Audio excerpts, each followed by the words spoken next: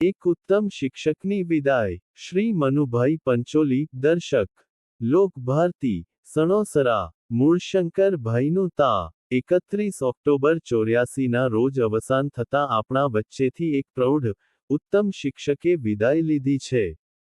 અને તે ખોટ જલ્દી નહીં પૂરાય. કારણ એ છે કે શિક્ષક થવું તે કઠણ છે.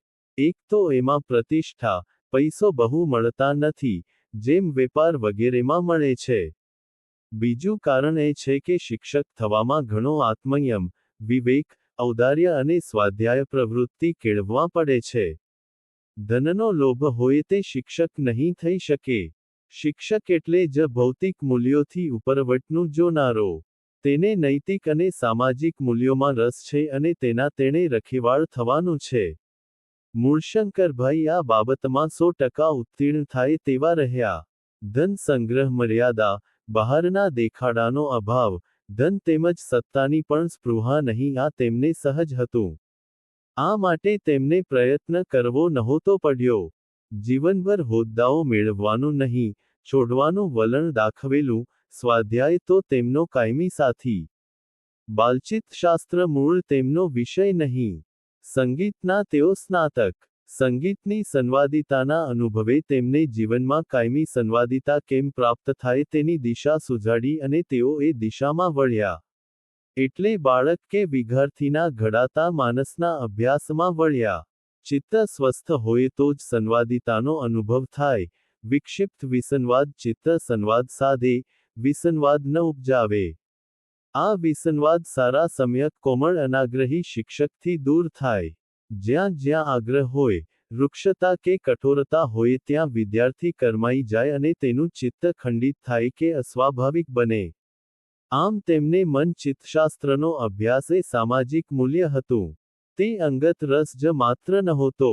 આટલી મજલ કાપ્યા પછી દેખાયું કે આ માટે સારા સ્વસ્થ શિક્ષકો જોઈએ, તે વિના બધું નકામું. પોતાના ચિત્તને શિક્ષણની પ્રક્રિયામાં આડે ન આવવા દે, વિદ્યાર્થીના ચિત્તની શુશ્રૂષા કે ચિત્તનું સંસ્કાર ઘડતર, જે આત્મકેન્દ્રી કે સ્વકેન્દ્રી છે, તે શિક્ષક ન કરી શકે. પોતાની જાતને શિક્ષક પછવાડે જ રાખવી જોઈએ, કંઈક અંશે વિલોપન કરવું જોઈએ. આથી મૂળશંકરભાઈનું અસ્તિત્વ વિદ્યાર્થીને સાવ હળવું ફૂલ જેવું લાગતું. આ કારણ હતું વિદ્યાર્થીઓનો તેમના પ્રત્યેનો હૃદયગત સ્નેહ અને આદર. મૂળશંકરભાઈને વિદ્યાર્થીઓનો સ્નેહ અને આદર જેટલા મળ્યા તેટલા મારી જાણમાં કે આજુબાજુમાં કોઈને મળ્યા નથી. શિક્ષક થવું આ કારણે કઠણ છે. અને ઉત્તમ શિક્ષક થવું તે તો મહાકઠિન યાત્રા છે. કારણ કે ઉત્તમ શિક્ષક પોતાની જાતને મહત્વ આપતો નથી, પણ મહત્વ વિદ્યાર્થીના વિકસતા, ખીલતા વ્યક્તિત્વને આપે છે, તે પણ અનાગ્રહથી, તેને બિનશરતી હૂંક આપીને. નિરાગ્રહ અનાગ્રહ નહીં. શિક્ષકોમાં મૂલ્ય વિશે આગ્રહ હોય જ, તે વિના કેળવણી શક્ય નથી પણ તે વિદ્યાર્થીને સંકોચે કે શરમાવે કે દંભી બનાવે એવો ને આવો નહીં. એટલે પોતાની મૂલ્યશ્રદ્ધા અવિચલ હોવા છતાં તે વિશે વિદ્યાર્થી પરત્વે અનાગ્રહી વલણ હોય. મૂળશંકરભાઈમાં આ ભારોભાર હતું તેથી તે અમારા વર્તુળમાં ઉત્તમ શિક્ષક મનાયા અને અમને પણ ત્રેવડ અનુસાર એ બાબતમાં શીખવાનું મળ્યું.